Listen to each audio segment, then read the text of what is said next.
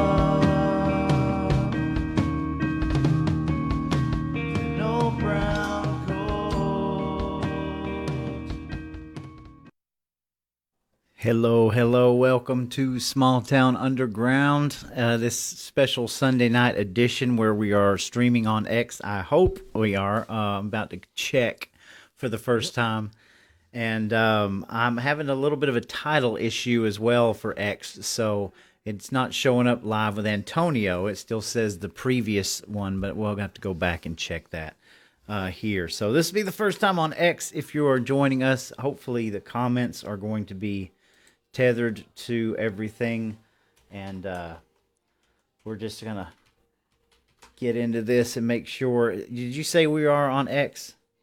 Yeah, I see it on X right now. Okay, I wonderful. I just re-X'd it. Wonderful. It's actually working. So, Any War Room followers, make sure you guys re-X this. Make sure you re-X it. Follow Small Town Underground. He's doing great work. oh man, are you kidding me? I got the man on here with me tonight, Antonio from War Room, Gwinnett County. This is wonderful. I'm so excited. I'm glad that you wanted to do the show tonight. Hopefully, we'll see what chat overlays I get with this because I didn't get anything set up. But hopefully, the X chats will go through. We'll see. You have to show me how to do that because I still haven't figured out how to get the chats and stuff and how to check them. It's yeah. Yeah. It's crazy. The restream will allow certain chats to go through, and then they won't. Like, I don't think we'll get anything from Rumble, but Facebook works, and hopefully X will work. So we'll see. It's not real. They're not real nice to Rumble. They don't even have their own way of getting the RTMPs and all that. I get to do it every single week. But welcome, man. How you doing? Man, doing good. I know we hadn't got on and done a live, I don't believe, since maybe you have done one since the election Yes. happened, but I don't think we've not done one together. No, no, So, no. We've yeah. been talking quite a bit though, hadn't we? We've been Oh, watching this stuff unfold. oh man, we have. I mean, a couple Tuesdays ago, I mean, me and you talked all the way, you know, frequently leading up to and just after. And I think is we got one weight off of our shoulder, but this just is phase one. We fought to get our fighter in the ring, but I tell you what, this was very very scary for me. I don't know about your listeners and people that may be watching through by way of War Room right now, but it was real scary. Yeah. I felt like if we didn't get Trump in, and we was just gonna descend very rapidly into more tyranny, and Mm-hmm. they was gonna go after Elon Musk and people that are trying to make things better in the country. Right. You ain't kidding. What a whirlwind of events that we're watching unfold. So we've spent the latter part of, well, I mean, our whole time on social media talking about trying to get Trump elected. We've got heavily involved this year. We've been working on election integrity. We've been going down to the Capitol, to election board meetings, calling out our representatives online, trying to keep the spirit, the fire alive. And then, bam, here we went through this crazy wild election, being gaslit on every turn. And then Trump pulled it off. And not only did he not pull it off, it was a historic win across the board. And I mean, don't I believe we still have a few places counting in this country. Do we not? Yeah. There's a Yeah, couple we of do. We do, man. I mean, having Donald Trump is in my view, a blessing to have. An icon, a great businessman. Have had the opportunity to meet with him privately when he was here in Atlanta. Just an all around great guy, very funny behind the scenes. But what not to give us any doom and gloom, but what kind of worries me going forward is, first of all, I know that this was too big to rig. right. We've had Georgia nerds on. There are several other data scientists Yes. that know about the bloated voter rolls and everything like that. But moving forward, will we have the ingenuity to be able to pull this off again? Yeah. Because and so we've gotten, and I don't want to get too far ahead of myself, but we've been kind of throwing the idea out there to make Georgia great again. That's right. Starting a movement. Our candidates moving forward. We got to harness this particular energy and momentum that we had with this election, and everything right now moving forward needs to be too big to rig. That's right. We cannot Yep. stop the progress, right? What we've done. And speaking of that, I know we got a couple things we're going to get into, but I've not been able to look at any of the videos from this past state election board meeting. Have you been able to, or do you have any highlights from that meeting that the people should know? I don't have any highlights. I know people are still very passionate about removing the machines, and I believe it should be a litmus test for people that we're supporting going forward.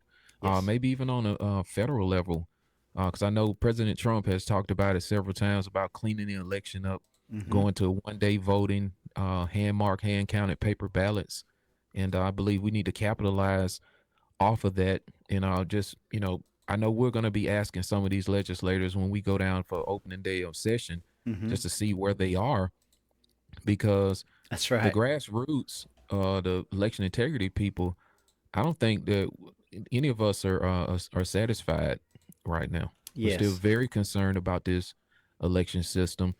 Our top brass here, in my view, have ignored most of this, and it doesn't look like they're planning on trying to do anything about it. So it's going to take a massive amount of pressure from our legislators, who in which decide the manner in which elections occur, to do something about this moving forward.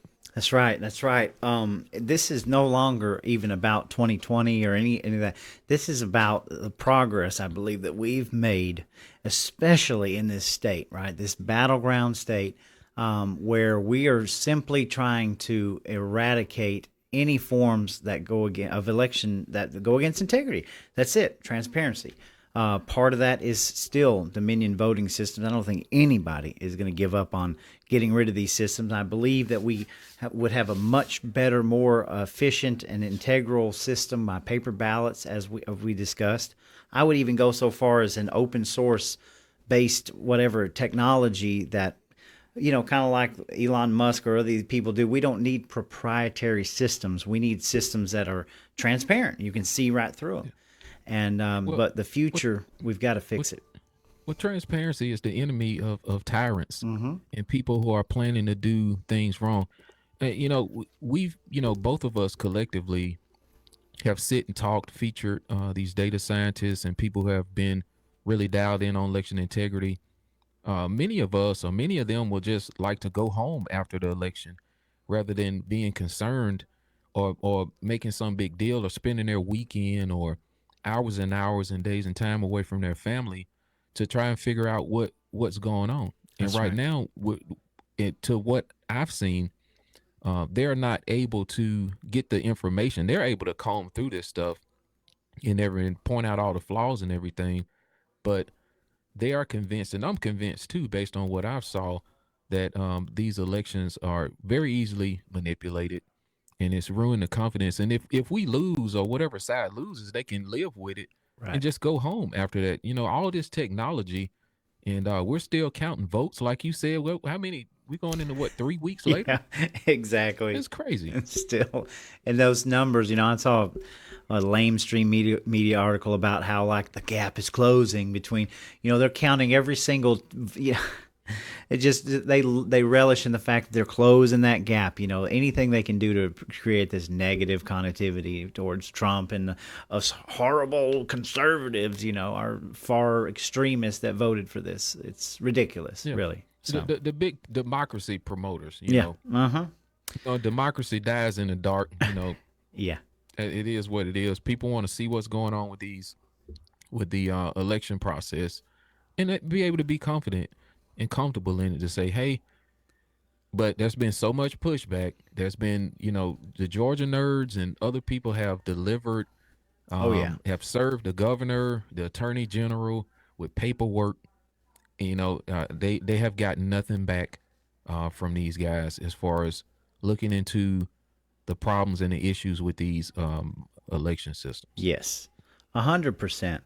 And right before we went on the show, and by the way, I haven't posted any of the groups yet, so I'm just kind of going through here because I spent my attention span was on getting this out on Twitter for the first time. So welcome anybody. I'm Twitter. You on X. We live on Facebook too? Yes, we're live on Facebook, Rumble, and Twitter tonight. YouTube, I'll upload it later. So, all right. So I'll just pop and share on Facebook. We got a lot of work to do, Georgia, but I'm motivated. I'm excited. Roy, we talk all the time, and I'm saying, hey, what a time to be alive. Yes. Here's to another opportunity to make a difference, and we must make Georgia great again. We can't pay attention to the mountain that we have to climb. We just got to start putting our shovel in the ground and doing the work. Donald Trump virtually had every apparatus in the world against him. That's the mainstream media, the justice system.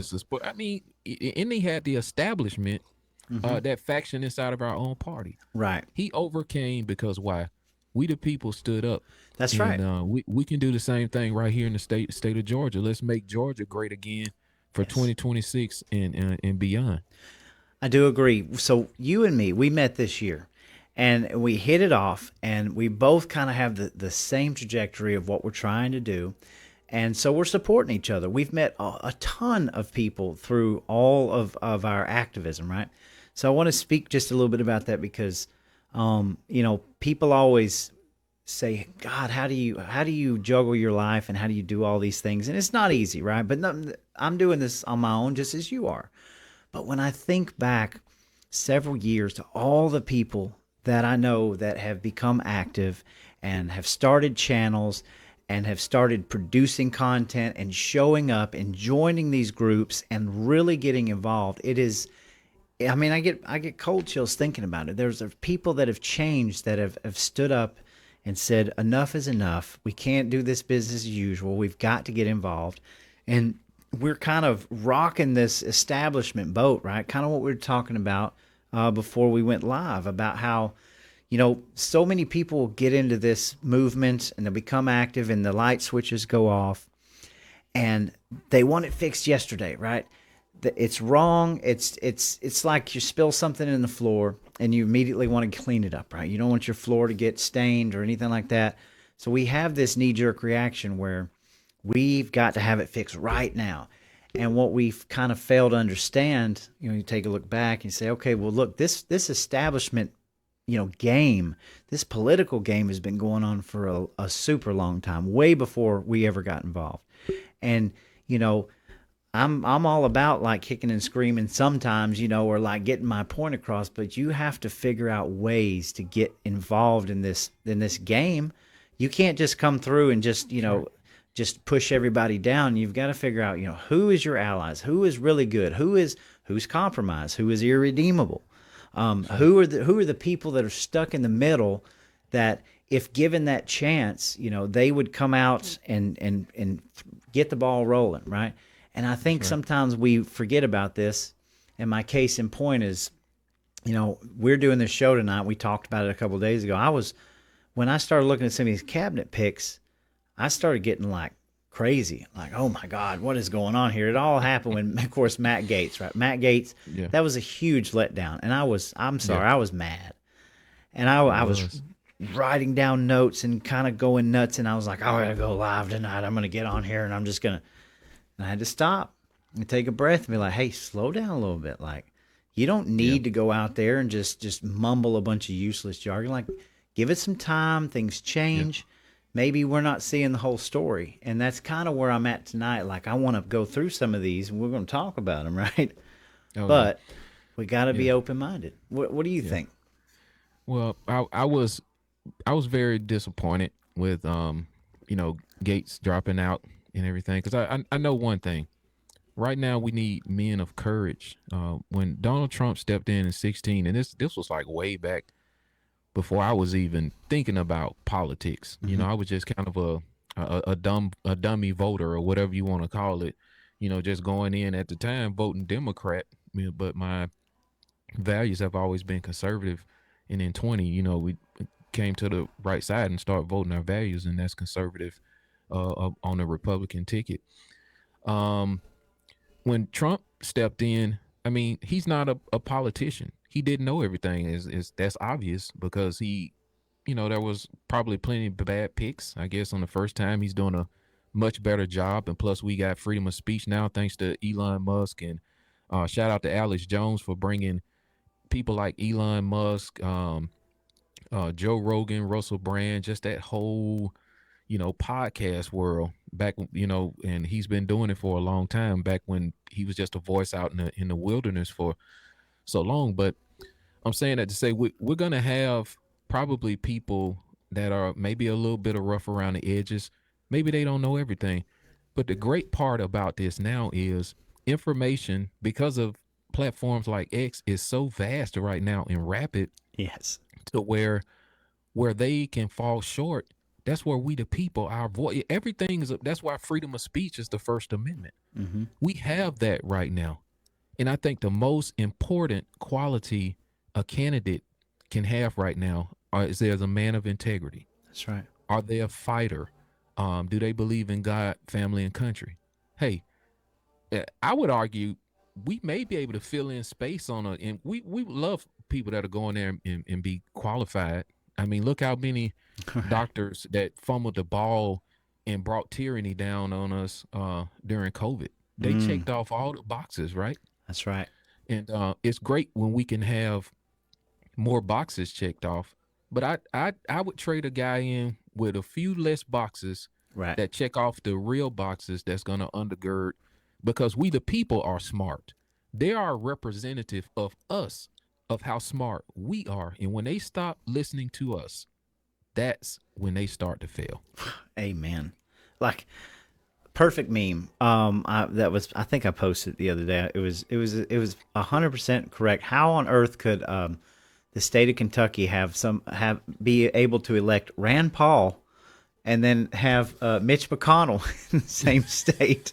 And I'm like, that is like a key. When you think about that, it makes your head hurt. Like how you could have somebody like Ron Paul's son in the same state as Mitch McConnell. Mitch has been doing this thing for 16 years.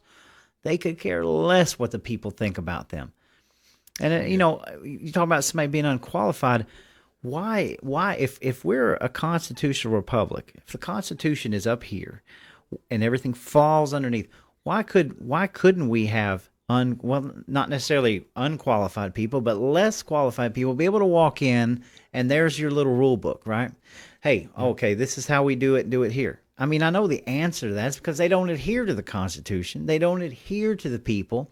They're looking out for their self-interest, and they're being welcomed with open arms into an establishment that's ready to grab them hook, line, and sinker and sit them down in that chair and say, hey, you either do it my way and we'll make you rich, or you go against me and we're going to ruin you.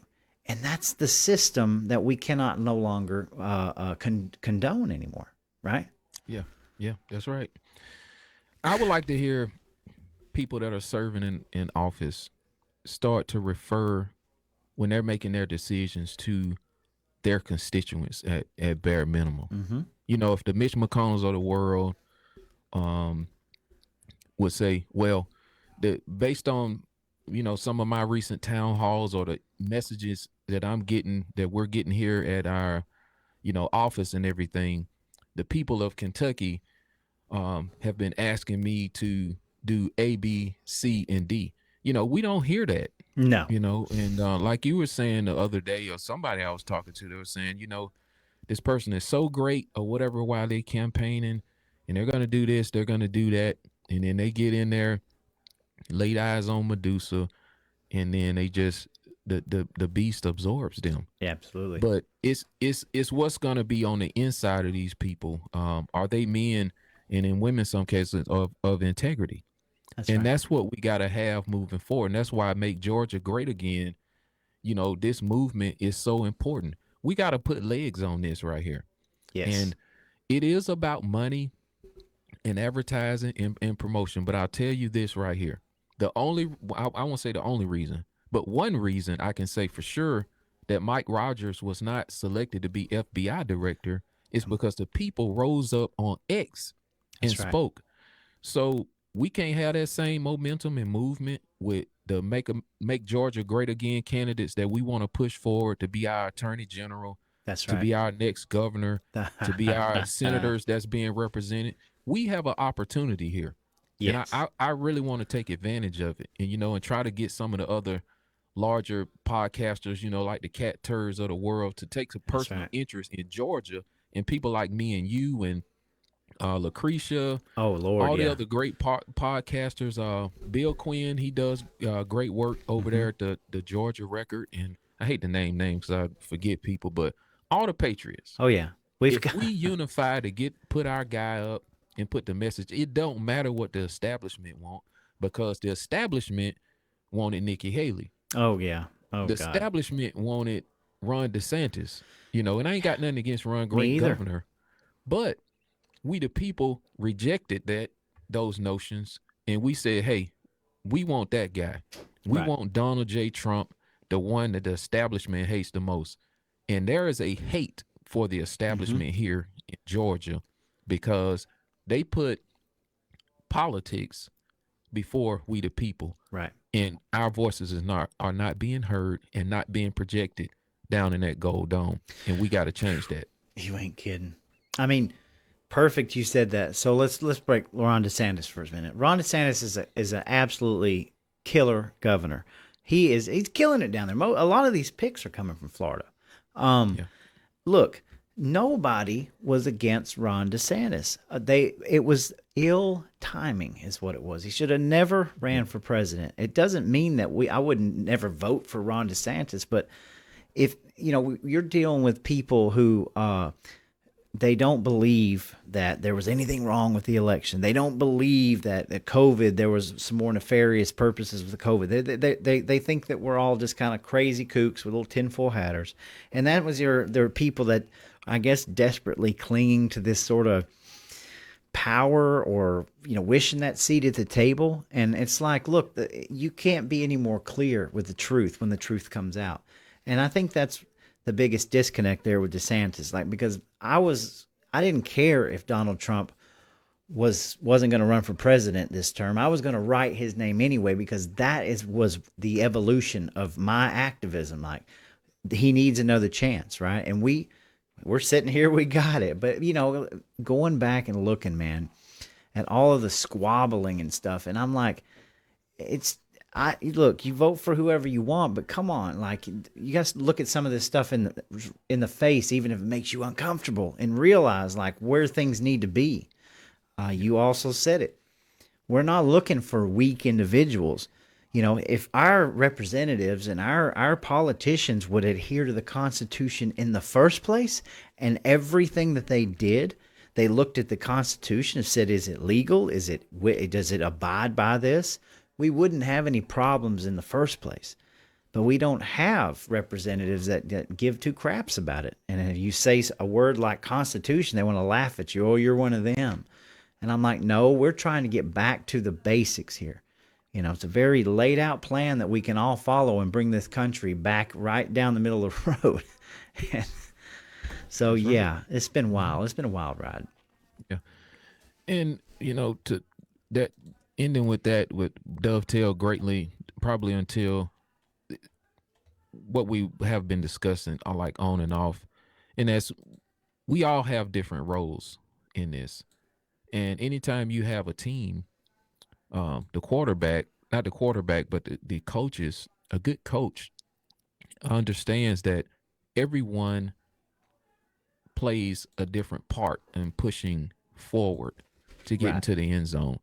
And the problem that we've been having, because I have had several conversations with several different people in the movement, and what I find is people don't understand other people's role, and some people don't have any interest in understanding the next person's role. And then I'm thinking, if we're supposed to be a part of a movement, and the overarching vision of this is a team, the 30,000-foot view, how could you not care or want to know what the guy or gal next to you, what they're doing, so that first of all, you guys don't have a conflict. There may be some overlap.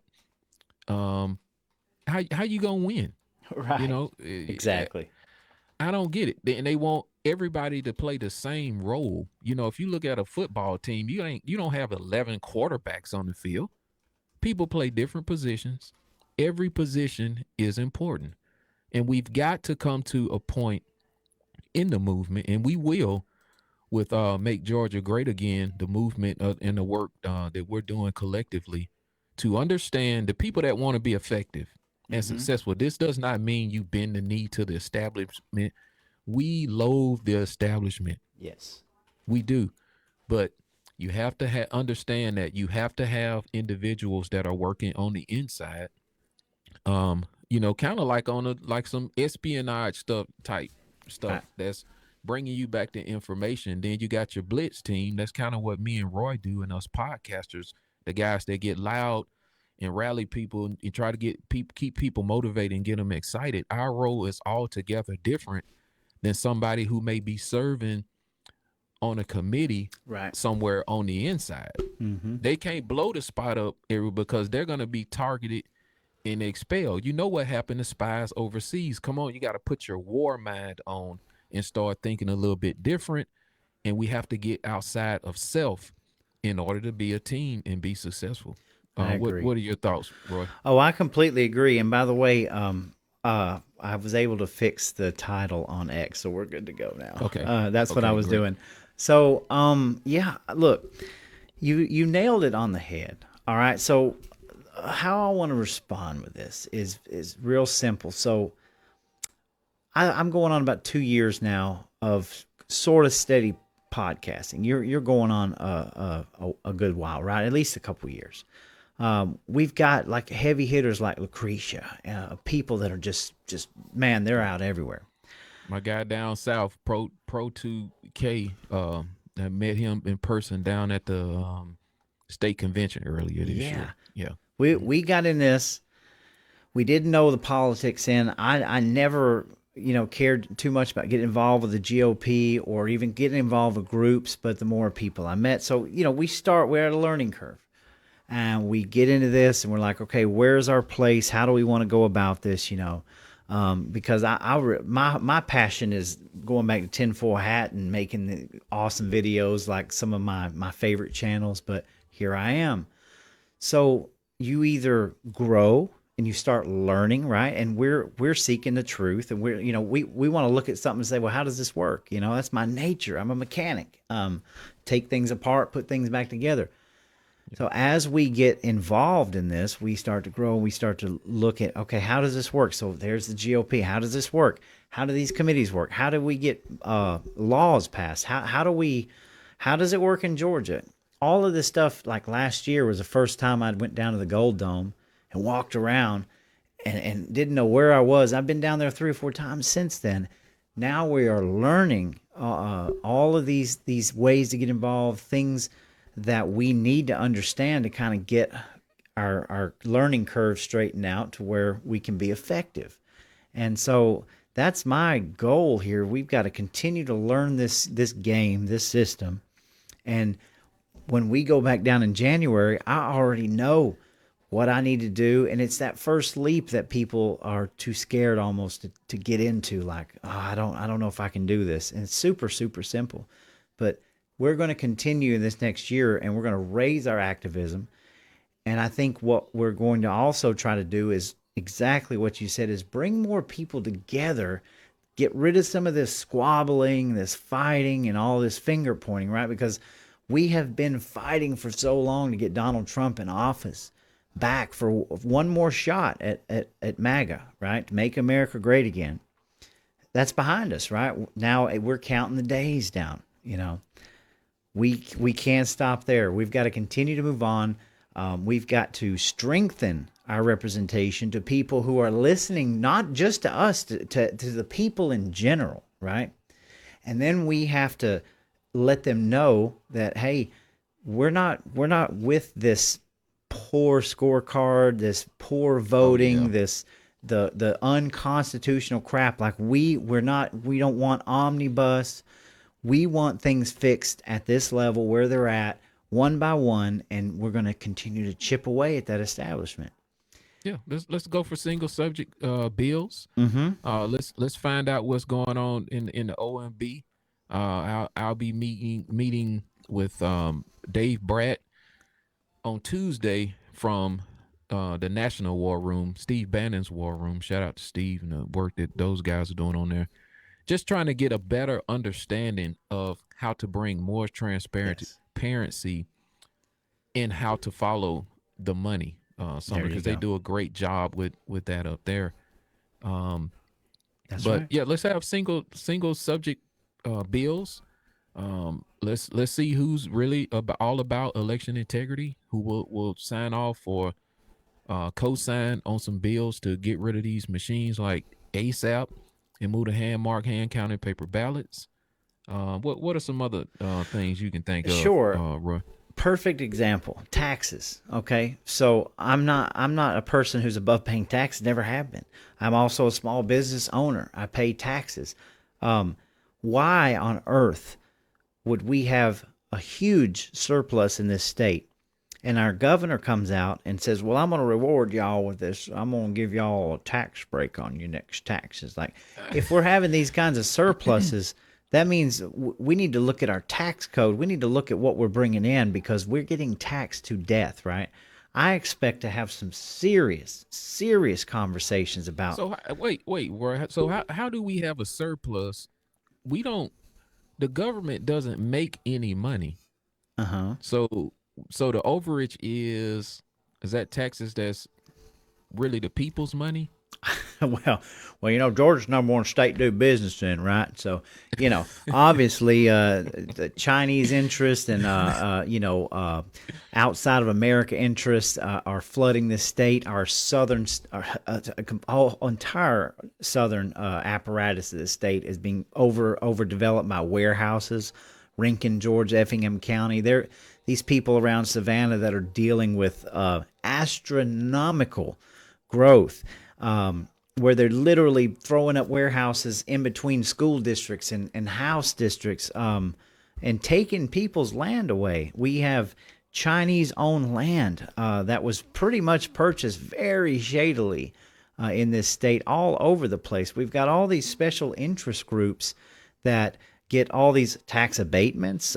They get, they just get away with moratoriums and stuff. Yeah, but yet our water authority continues to go up on our water.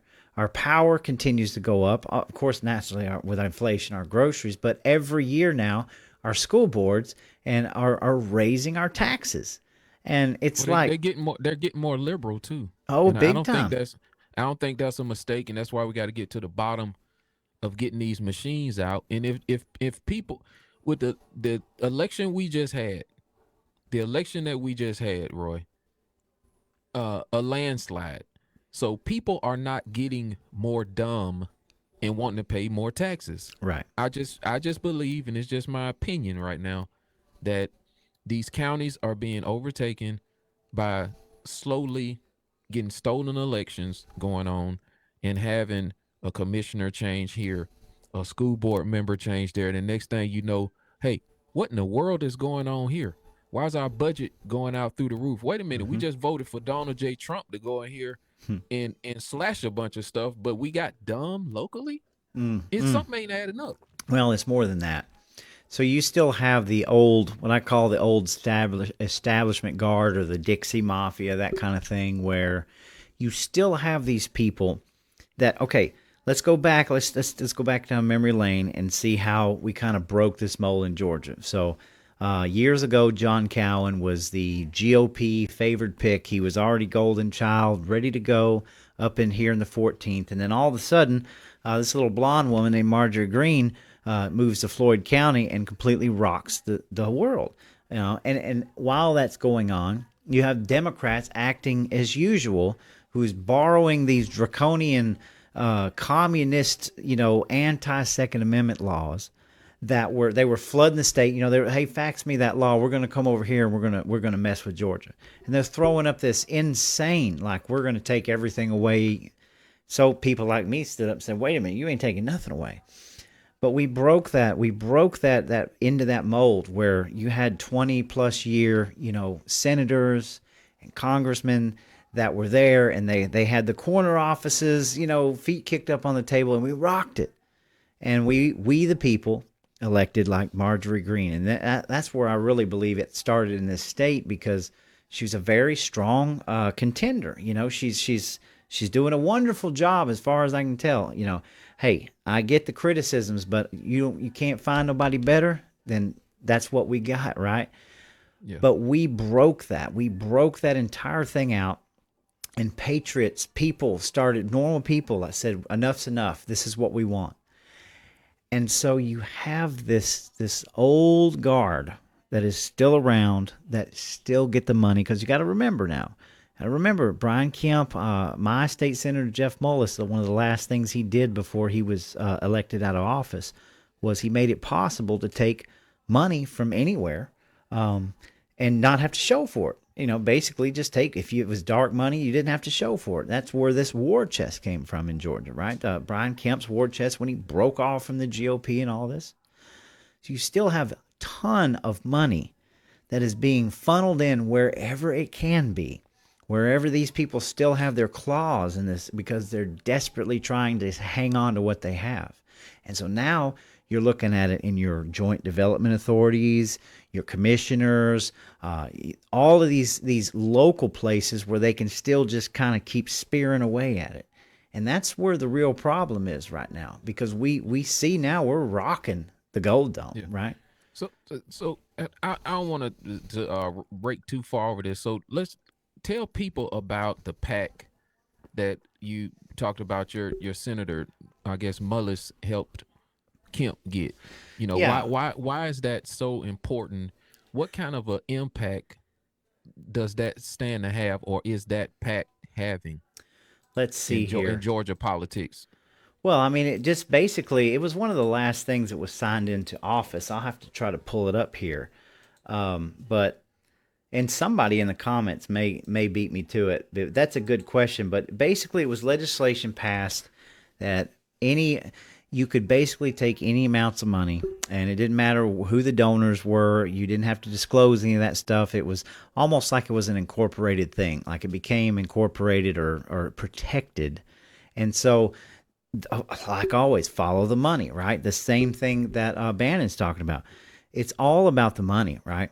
You know, you and me, So prior to the PAC, what was the limit on what somebody could donate to a candidate? Do you have an idea or roundabout? I think it was 2,500 was the max. I'm not sure. So, I can try. So $2,500 is what a candidate running for office could get from someone.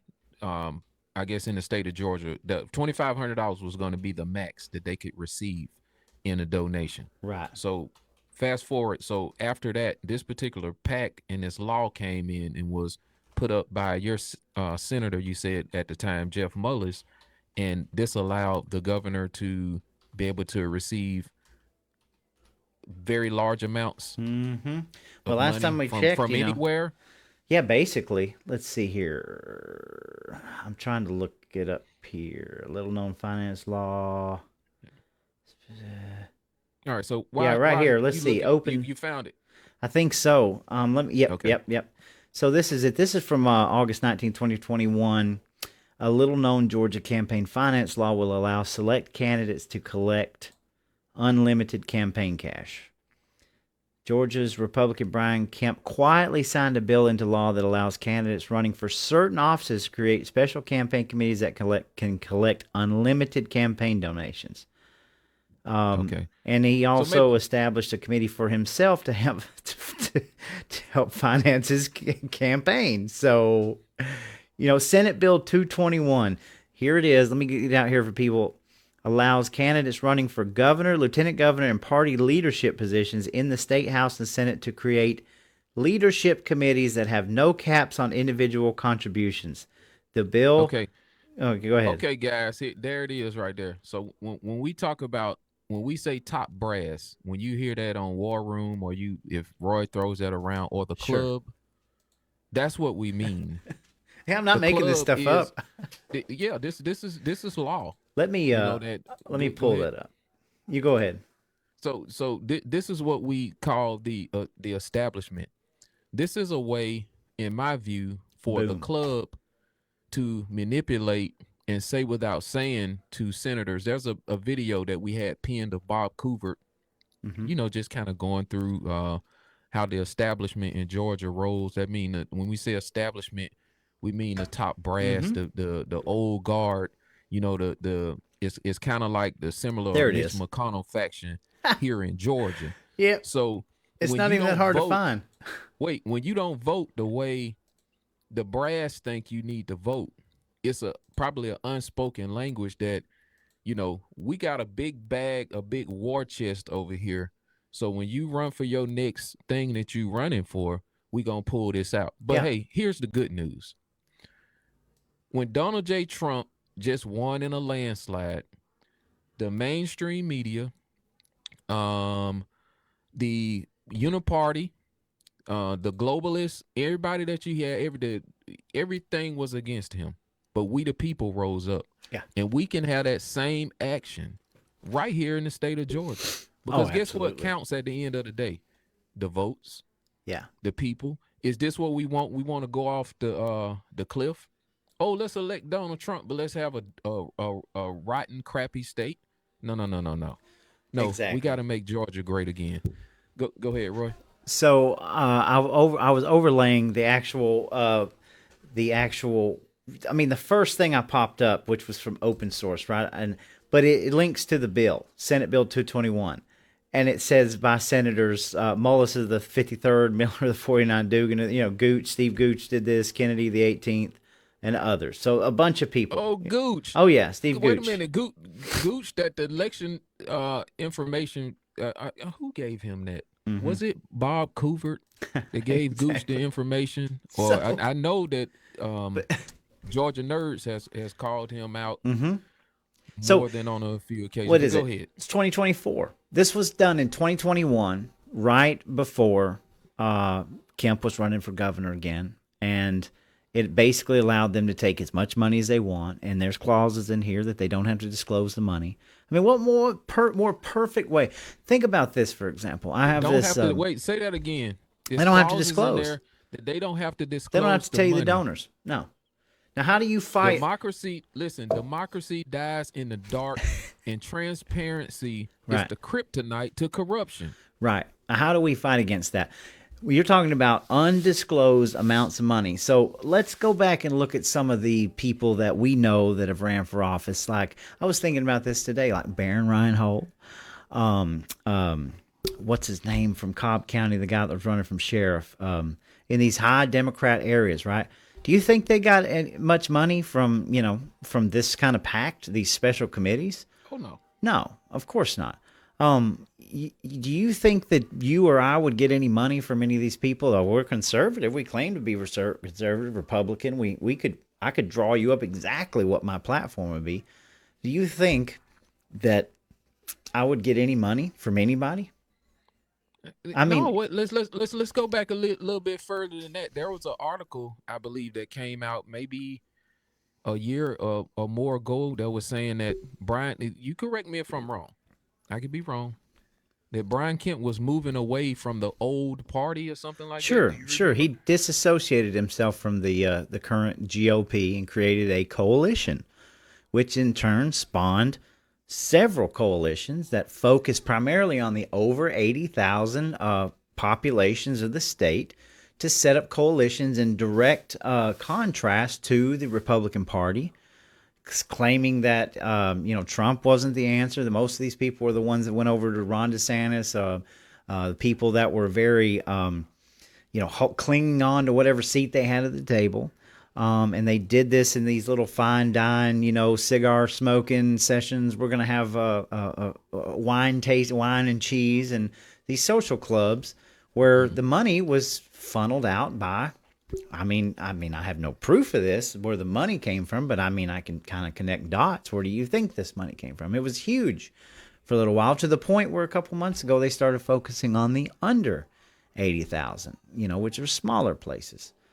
Now I don't know where we are. We're in limbo. I don't know. So let me ask you something else. So, all right. So Kemp separates himself from what he classifies the old party. Trump's not the answer.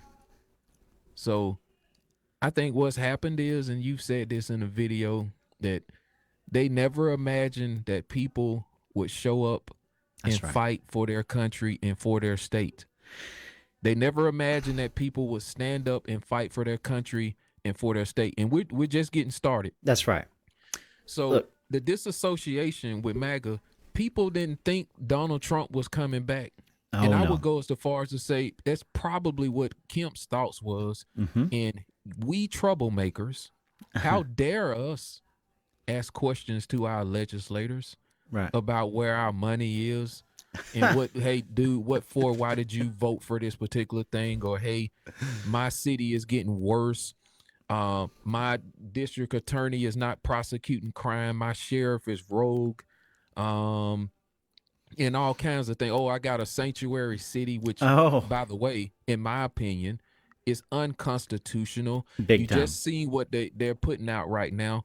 These mayors that are not going to cooperate with the deportation, they probably will end up behind bars. So my question is this: why hasn't our attorney general, who wants to run for governor? Let's not even talk about the Lake and Riley deal, where this guy should have got the death penalty, where we get to pay for him for the next 60 years. Absolutely, your tax dollars. There should be no sanctuary city anywhere, but especially in the state of Georgia, because I would argue that that's unconstitutional. You sound like an extremist. Wait a minute. Are you trying to say that that's what? Now look, come on. Look, I'm going to talk just about Lake and Riley for a second, right? Because this is a huge case, and in the public square, this is big. What kind of message are we sending to the rest of the world, to the illegal immigrants that are here illegally, that don't have citizens' rights, that we're going to spare this person's life who cold-blooded killed this girl with intentions to do worse? I'm not going to say the word because God knows what'll happen. But obviously had bad intentions to begin with, freaked out, killed this girl in cold blood. But yet your tax dollars are going to go in this state to house him, to feed him. He will learn English. He will get a college degree while he's there. And you know just as well as I do, in 10 years from now, they're going to try to parole this guy and say he's been reformed. He's perfectly legal now. He got legal in prison. And he'll be right back out on the street. All in none other than the governor's hometown. Yeah, governor's hometown, which is a sanctuary city, Clark County. I absolutely love Athens, Georgia. It is a sanctuary freaking city. Now, what kind of message are you sending to others? It's like, wow, well, I guess I can do whatever I want to. At least I'm not going to get killed. You know what I'm saying? This is crazy. But this is the clown world we're living in. It is. The same Chris Carr wants to run for governor that's endorsed by Brian Kemp. When Colton Moore put the video out that he got tipped off, we're never going to let this die. We're going to keep talking about right on. Of the illegals that had a room roped off, I guess an acceptance area or something like that, allegedly, down at the Atlanta airport. And then they had security and everything. Nothing. Crickets. It was, yeah. But we supposed to believe these statements that Chris Carr put out, that the governor put out in behalf of Lake and Riley. Oh, really what a weak statement. Saying, it was weak. That you would freaking do your job, prosecute criminals, and say, hey, you want to have a sanctuary city? Okay, we're going to come and lock you up because this is unconstitutional. Well, your sheriff we'll have to remove him or her too. Well, I mean, if we had a state attorney general that doing their job, Fonnie Willis would have been shut down, a long time ago. But we let that. We were clown show for how long? Georgia was like the biggest clown show in the world because of that. And yeah, we were. And I personally walked up to Chris Carr at the Faith and Freedom, some luncheon they had downtown at the old railroad building or something like that. It was a pretty good event, but Chris Carr just happened to be there. So I walked up to him and asked him, I said, hey, well, there's an overwhelming amount of information out here that shows that this is a overtly political persecution of President Trump. What's going on? His demeanor immediately changed, like Dr. Jekyll and Mr. Hyde. He's got his demeanor turned very you asked defensive. Him a real question. Yeah. And it's like, dude, what's going on? Oh, well, we haven't seen enough yet. Your job is not to investigate, right? Like, come on, Colton Moore screaming to the top of his lungs. He's getting kicked out of caucuses and all kind of stuff. Is this the Republican Party that the people want? No. It's not. That's that club stuff. That's and people exactly are going right. to be called to question this session. We're going to ask people questions, and we're going to put them on the record for what they response. Yeah, so, and that's what we got to do.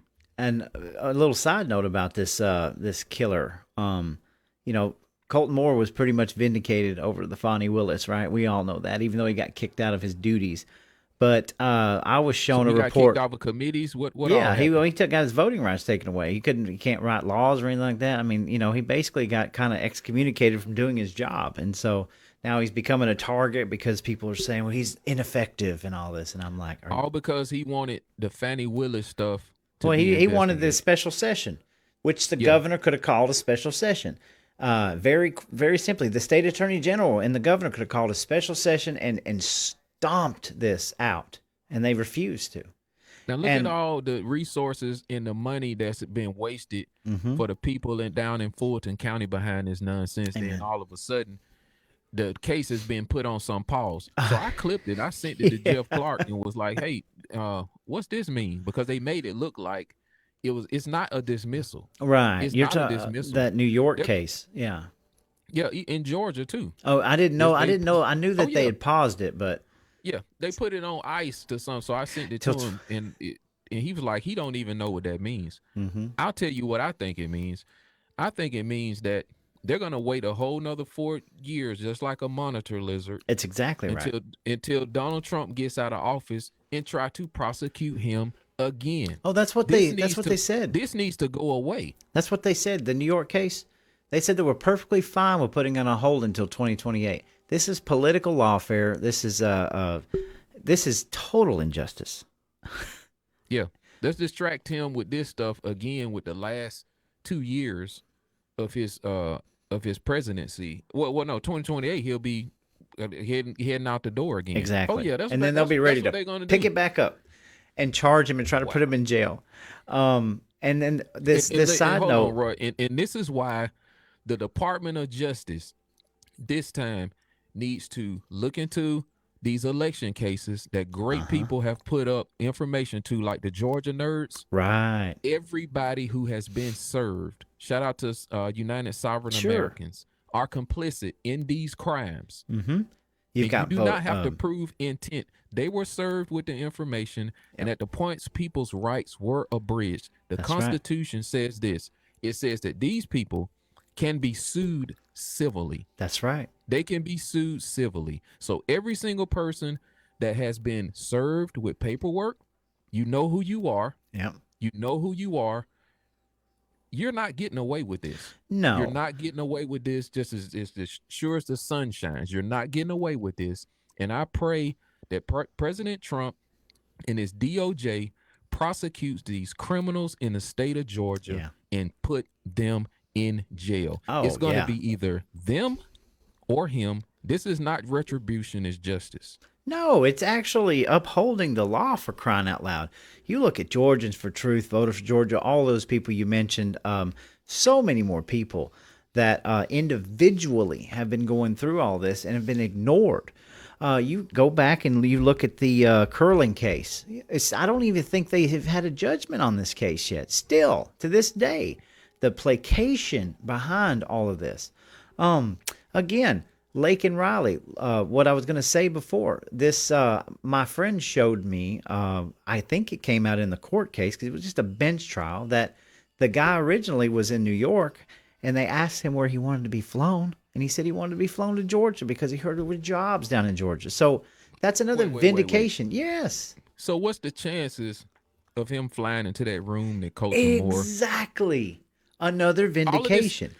All of this stuff has to be investigated. Yes. Go ahead, Roy. That's my whole point. It's like they paint us as these extremists when they get caught with their pants down. And it's like they'll either keep quiet about it or they'll try to, placate us with one of their isms, or we're just extremist people, we're tinfoil hatters. And then you look at you go back and you look in hindsight and it's like you were right all along about this. Wait a minute. I'm thinking. So let me ask you, maybe you don't know the answer to this question. When an illegal alien invades the country, I know the state can go after this person after they do something. Can the federal government? Sure. Absolutely. Okay. We're not going to let them cover this up. No. They need to look into this murder and the details that were outlined, the warning. We need to get questions asked at the Atlanta airport. And we need to find out if he flew in, went through this room, because NGO. Colton put this stuff in their face and they ignored it. That's another thing. NGOs. I know we're speaking to the choir here, right? Non-governmental organizations. How do you think they get away with this stuff? They create these NGOs to do all of their dirty work. And all of these NGOs are run on nonprofits, grant money, all of this same dark money that we talk about, so that they can do the dirty work down here, and then everybody else has clean hands, you see? And that's exactly what was going on at the airport. They were all getting paid to be there and do this. Well, here's my theory. If you step on one rat, that rat is going to squeal.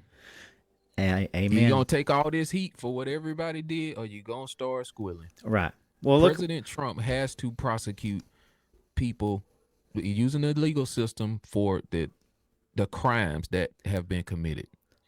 Right. He got to do it. And- His Department of Justice has to do it this time. So who do we have as our first contender coming up for governor of this state? Is the state attorney general, Chris Carr. Yep. All right, Chris Carr.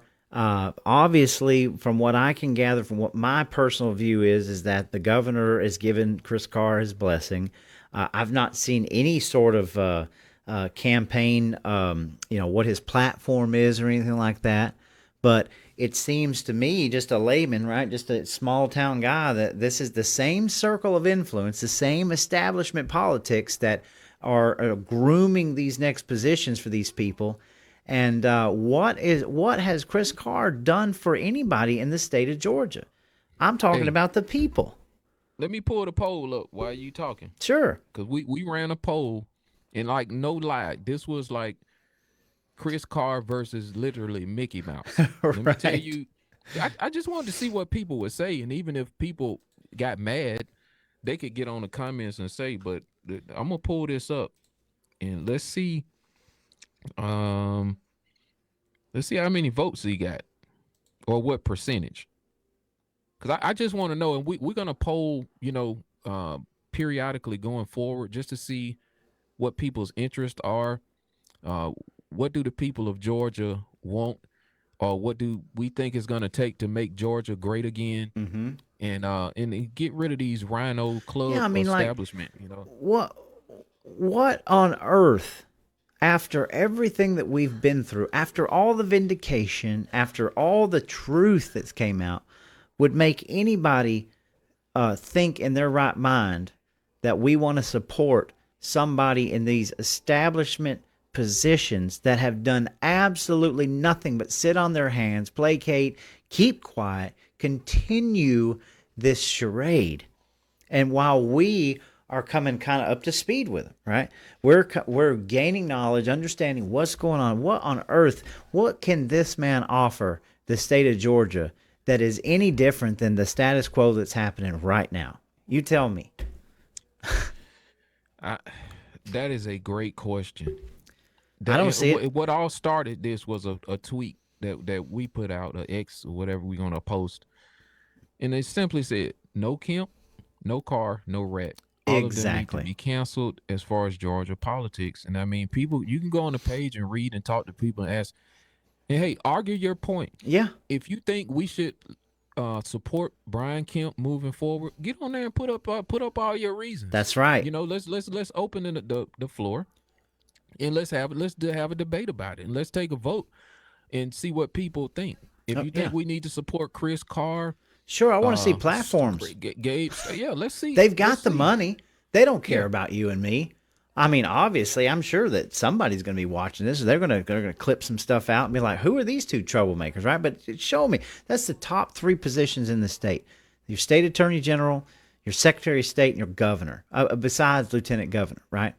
What on earth have any of these 3 people done for the state of Georgia? Oh, now if you talk about economic development, well, we're just developing. We're going to cut down every daggum tree in your town, and we're going to put up many apartments. We're going to subsidize apartments, and you're going to live in them.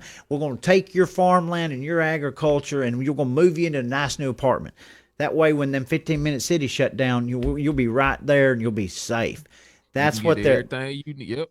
Now, I'm not against development. I'm not against industry. I'm not against any of this stuff. But I'm telling you, God, the warehouse situation in South Georgia, the economic development, the joint development authorities are nuts. They're going crazy with all this money.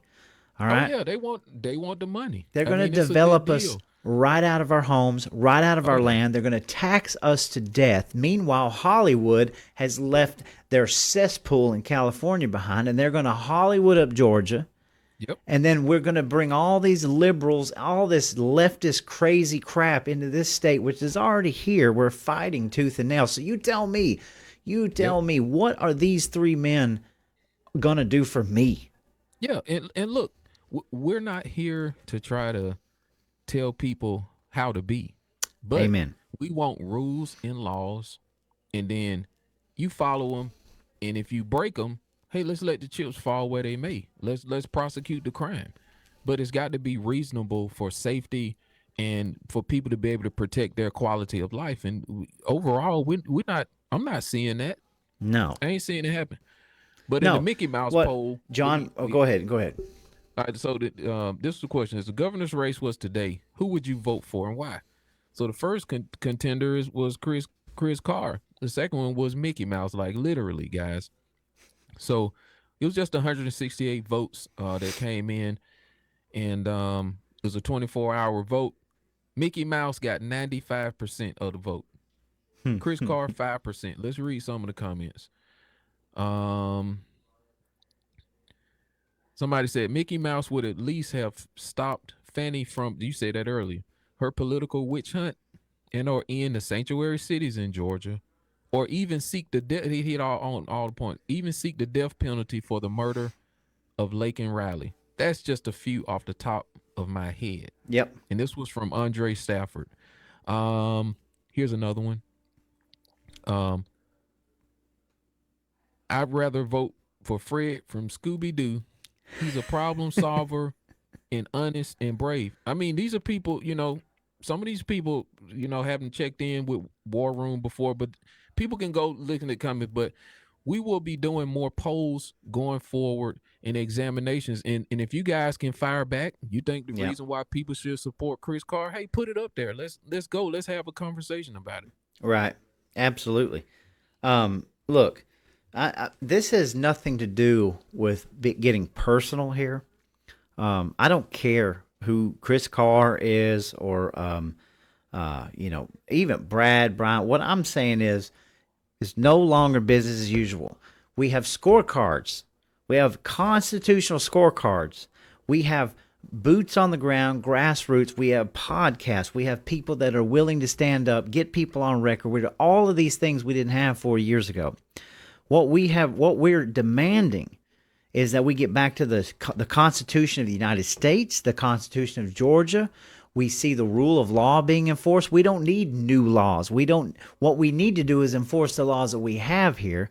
We need to get this crony capitalism, these establishment politics completely out of the equation. And yes, we're not going to do that overnight, but we are going to continue to chip away at this. Chris Carr has nothing to offer me at all. At all. His track record is abysmal. Why on earth would anybody take this seriously? But they have the money. They have the backing. It's all establishment, right? So we're going to have to fight extra hard. And not only that, we're going to have to find somebody who's worthy of our vote, right? Because this hold your nose. I don't know about you, man, but back in 2022 is when I held my nose and voted for Brian Kemp, okay? I said, you're right. He's better than Stacey Abrams. We got to hold our nose and we got to hold the line, right? But guess what? Look what we've gotten in return for that. I'm not I honestly can't tell much of a difference between the two at this point.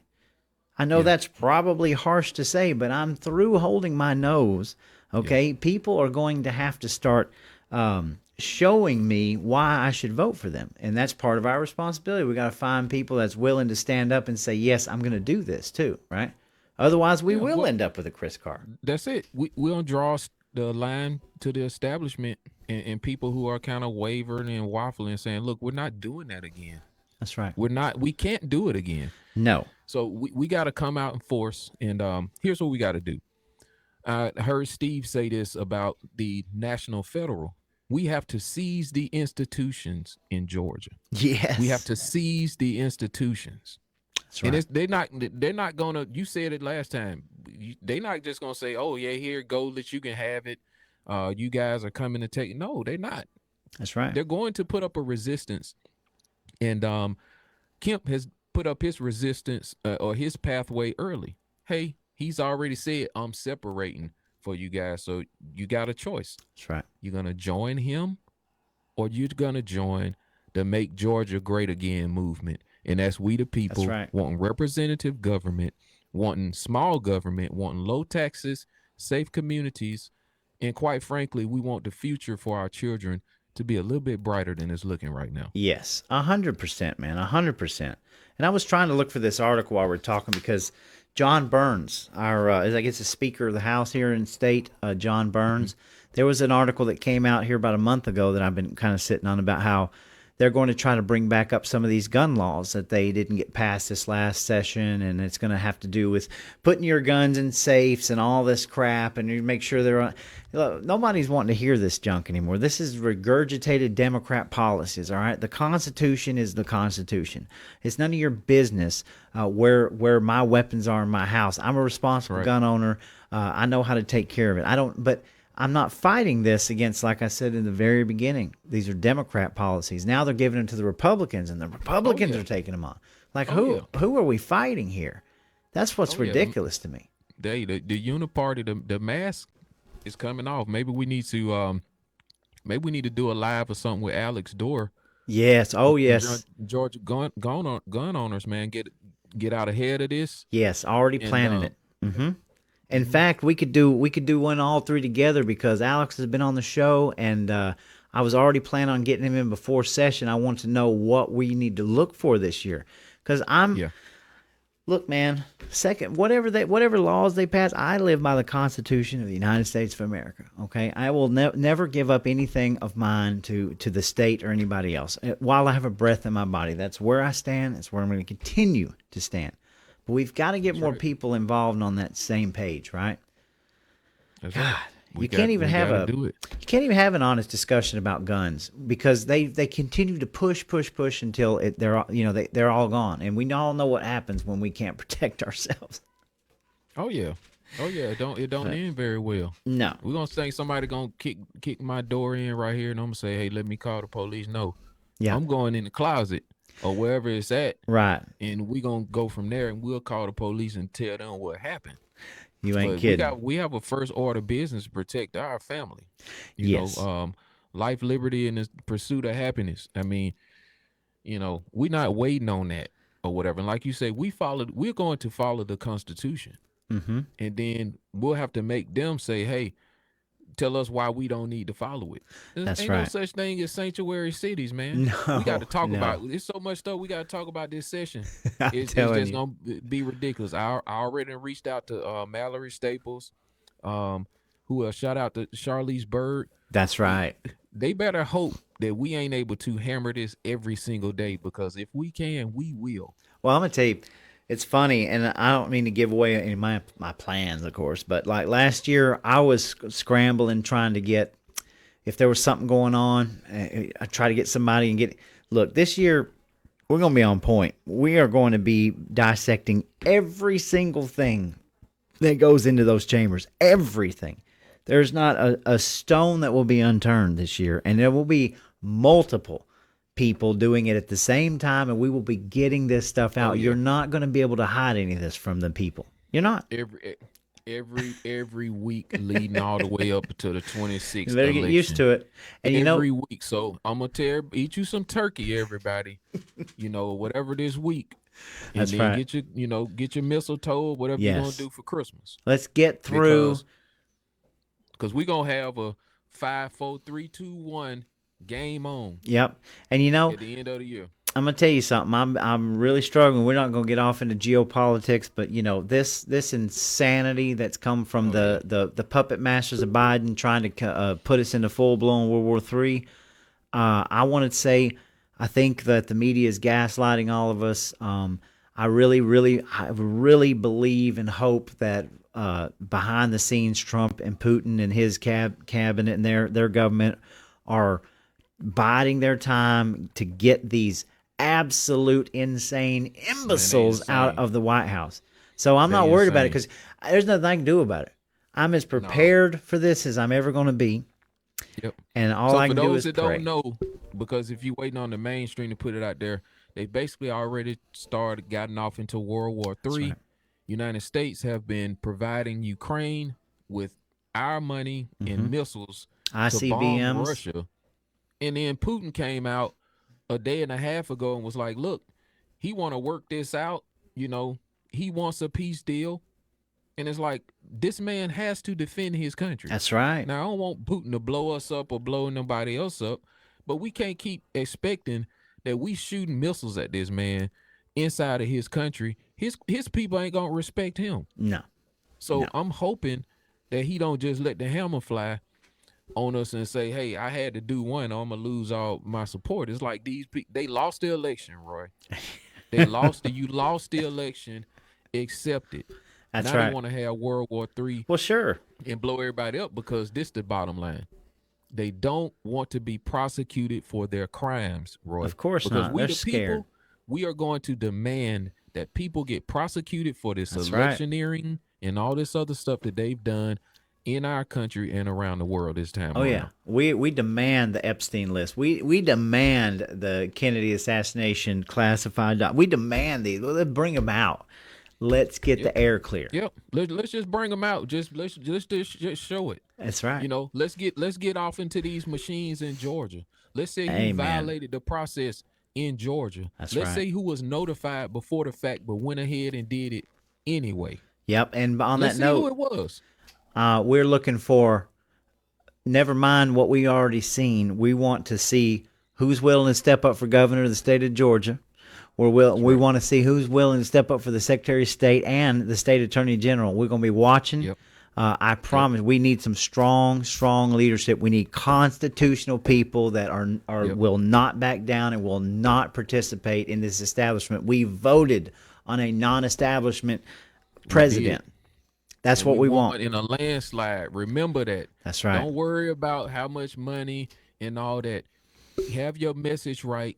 Fight for God, family, and country, and the people are gonna stand behind you, and we can win this thing. At 100%. We can win this. We got we got all kind of different.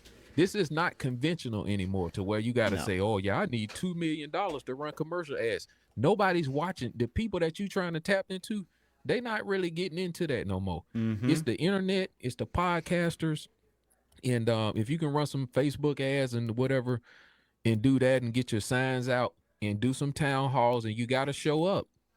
If you can do those things, the people gonna stand behind you and your message and your America first, and we're gonna take this same momentum and we're gonna roll the establishment right down here in Georgia with Make Georgia Great Again. Absolutely. Now, real quick, I know we're going a little bit over, so we'll try to cap it at an hour and a half. Okay. So do we want to just take 5 minutes and just talk a little bit about the cabinet picks? Because that's originally what we could go on another hour, but. All right, I think, let's say, I would say 90% of the picks so far are pretty solid. But I don't think the people really wanted Rubio, this lady for the Surgeon General, and it may have been one more. I can't think. Oh, and people want Cash Patel for the FBI. They want big Cash time. for the FBI director. Yes. But we got to do something about that Surgeon General and the other one I just named off. All right, here's what I'm going to say, because I totally agree. And Matt Gaetz was a huge upset because I kind of felt a little betrayed, like we were being gaslit. Now, I'm almost tired of the chess. I'm almost just tired of it. Just give it to me straight. So, obviously, whatever they're going to do with Matt Gaetz is probably going to be outstanding, right? But my take is this. When Vivek Ramaswamy first came on the scene, J.D. Vance first came on the scene, these people were deep state, Trump haters, they had all the keynotes of people that I do not like, right? Over the course of trying to scratch my head and see this, and I start listening to J.D. Vance, I start listening to Vivek Ramaswamy, and I'm looking at them and I'm like, even Robert F. Kennedy Jr., a Democrat. But over the time, if these, it's either, hey, we might be in a movie script, I don't know, but if these people, they got to be some of the best actors alive, because you listen to what they have to say, you hear them, and it's in no plainer words, man. They are ready to move this ball forward. I mean, you look at the transition from Elon Musk, who will always be questionable to me, his motives. But you look at this transition of what he's done, how he's changed the landscape. So I went from a mad rage in a parking lot, jotting notes down, because who am I? I'm nobody. Okay, let's just take a breath and let this thing roll out, because some of these people may have been people that were very maybe compromised, or maybe they got awakened with everybody else and they really saw that Trump was serious, right? How do you go through a first presidency where they shut the entire world down with a pandemic just to stop basically a presidency? And here we are again with the same kind of threats, but even worse for World War III. Yeah. So I want the dust to settle, and let's get this cabinet filled, and they're either going to be on board or they got the people to contend with, right? Yeah. Yeah. 90% is good. Yeah. I mean, we shoot 400, so There you go. 90% is good. If they're gonna do what's constitutional and people, but if he got to be, me and my pastor was talking about this morning before church started, and if they're not, because nobody makes all perfect picks. Just be willing to fire people. That's right. Boom, I seen enough. Yep. Let's roll the next one in. That's And right. I'm fine with that. That's I'm right. cool with it. I think he's got enough. I mean, we still have this dream team in place. Yeah. And obviously there's a lot of positions to fill. We're not going to get 100%. Do we want okay, if Matt Gaetz was that top brass, Kash Patel's the second, right? You were right. Mike Rogers, we the people got Mike Rogers gone from that list. Yeah. So we the people of X got him the boot. amen. Let's get Kash Patel over that Bill line. Barr, but Pompeo too. Yes. Oh my We got a Lord, that scout. was the We got first two one. scouts. Forgot about him. He's already history. Oh yeah, Right.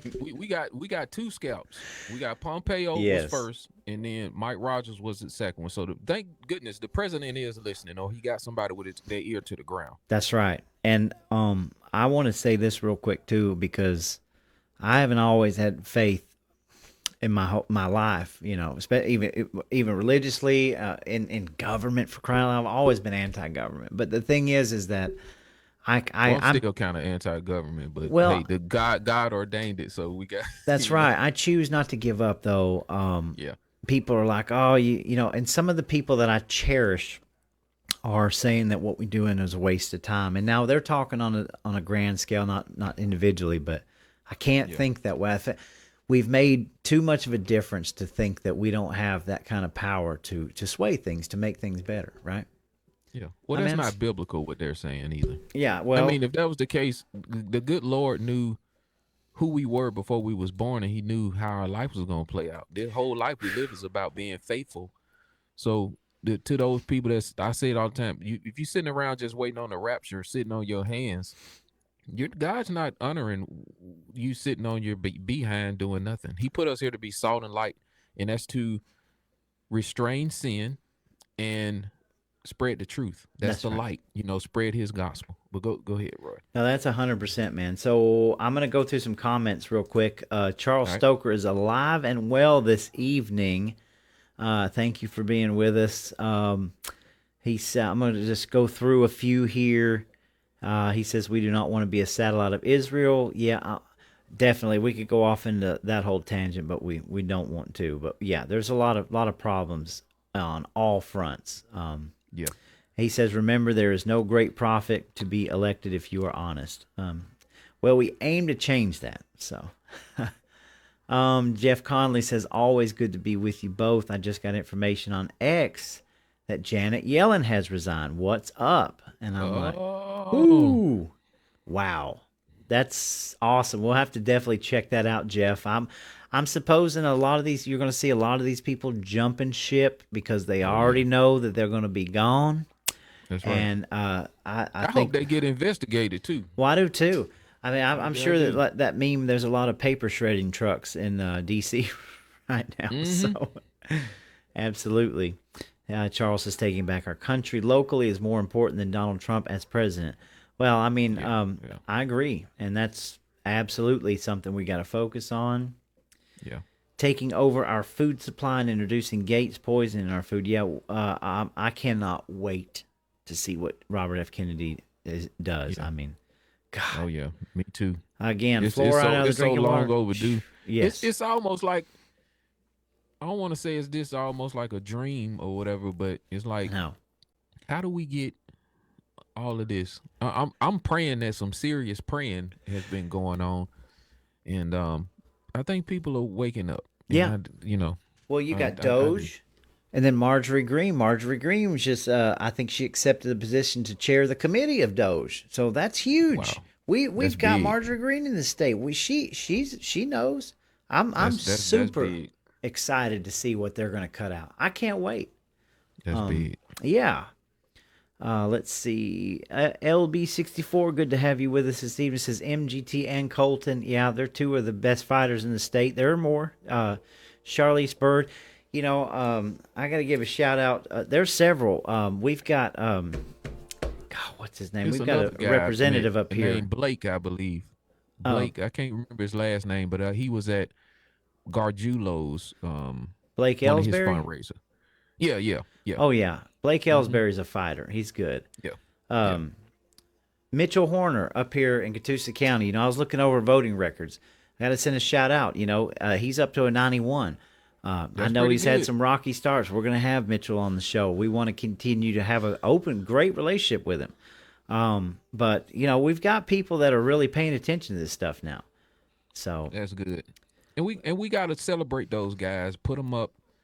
I got to do a better job. I probably need to find somebody to help me run down some of this information, and so I can get some of this stuff, and because we want to celebrate our guys and give them a pat on the back that's doing a great job. yes, absolutely. We need to encourage our representative. This year, we're going to be pulling out scorecards on all of our reps all over the place and asking questions. Why is this scorecard so low? Why are you not voting with the Constitution? I'm telling you.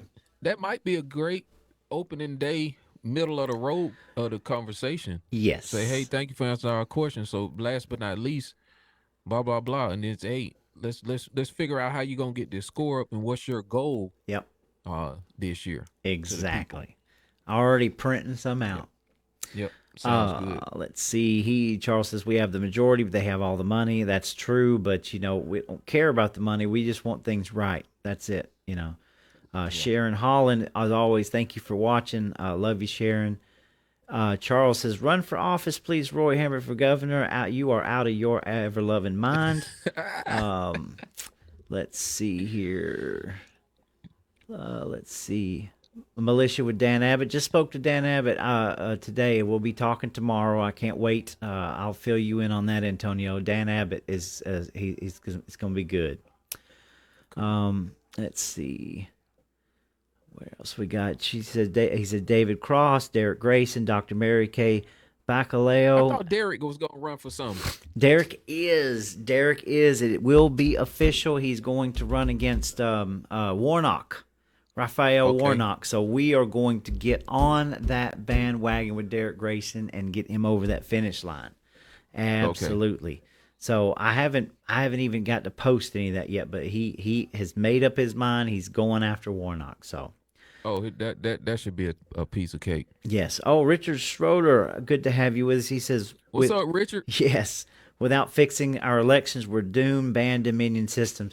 Richard, I want to make you a promise that it's going to be one of my. Well, we're going to get Dominion out of this state. I can tell you right now, it's going to happen. I don't know when, but we ran out of time before this election. We got another 4 years, and we ain't going nowhere. So Dominion will be gone.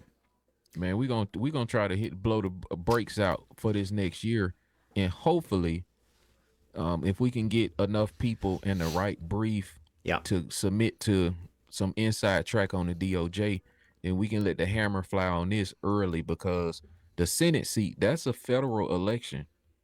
Yes, and we should have guys in place that are going to demand that we use a different system for the federal, and if it's a problem for the federal, guess what? It's the same system we've been using locally.